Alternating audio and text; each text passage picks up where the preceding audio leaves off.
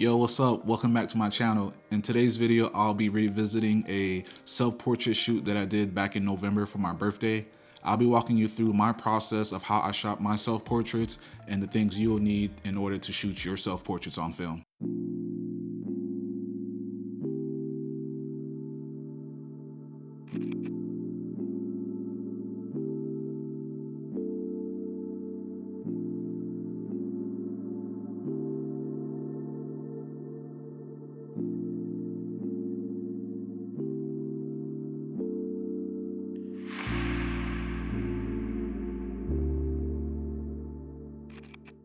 Not to be confused with selfies, self-portraits are usually carefully composed, well thought out, and it's meant to leave a lasting impression of yourself. I usually like to do these at least once a year, usually around my birthday time, to kind of signify and reflect the year that has passed. Everyone's self-portrait setup is going to be different, but essentially these are the things needed to do your self-portraits on film. It goes without saying, you're going to need a film camera. I've shot all of my portraits on my trusted Mamiya RB67, and this is what I wanted to do my self-portraits on.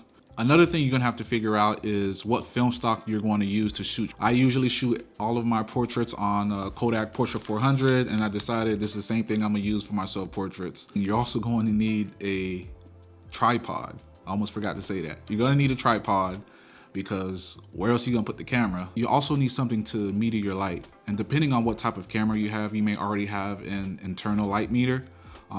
If you don't have an internal light meter in your camera, you may need to use a handheld light meter. I have this handheld light meter from Sekonic. It's the Light Master Pro. But for those of you who don't have a light meter, you could always download an app, a light meter app on your app store, or you could also use your digital camera to just kind of take the photos, look at them, dial in your settings and transfer those settings into your film camera. A vital piece of equipment that you'll need when doing your self-portraits on film is having some type of shutter release. Some film cameras have timers that you could set up, but most do not. You'll need something that's called a shutter release cable. This is one that I got from Amazon. You could possibly use this to do your self-portraits, but the only thing is it's not long enough to actually give you enough slack to step away from the camera. For my setup, I use something that's called an air cushion release cable, which is a release cable that's about 20 feet long, which allows you to give yourself a little bit of distance between you and the camera. At the end of it, it has this little air cushion thing that you just squeeze to trigger your shutter. The only con I would say about using this, which it wasn't really much of a problem for me, but the only con is that when you use this, it'll more than likely show up in your photo. So if you do not want the trigger to show in your photo, then this probably wouldn't be the best thing for you to use. One of the difficult things about doing self-portraits on film is trying to nail down the focus. If you're doing these yourself, you'll need to figure out the distance between you and the camera, and hopefully you get the right focus. For this shoot, I looked up, I had a friend that was helping me shoot the video, and I also had him step in where I would be sitting and I would focus on him, and after I focus on him, I'd have him leave, then I'd step in, and then I would go in and take my photo. So if you have someone that could help you, that'd be great. But if you like to do your self-portrait yourself and just have, just have that time to yourself so you can reflect, totally understandable if you don't want anyone to help you. So you'll just have to figure out the distancing yourself. If you don't have someone that could help step in so that way you could nail down your focus, you could always use an object in your place. You could focus on the object, and once you get the focusing right, then you could take the object out and step in and then take your self-portrait. All right, that's enough talking for me. Let's get to the photos.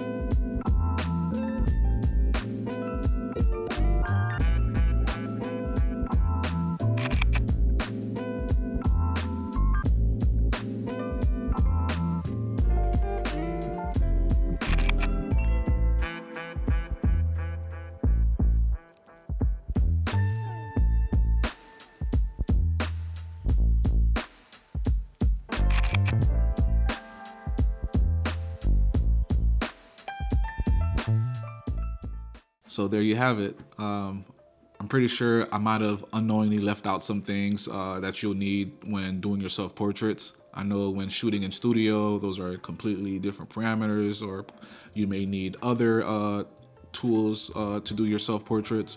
But essentially everything that I went over in this video are like the essential things needed to do your self-portraits.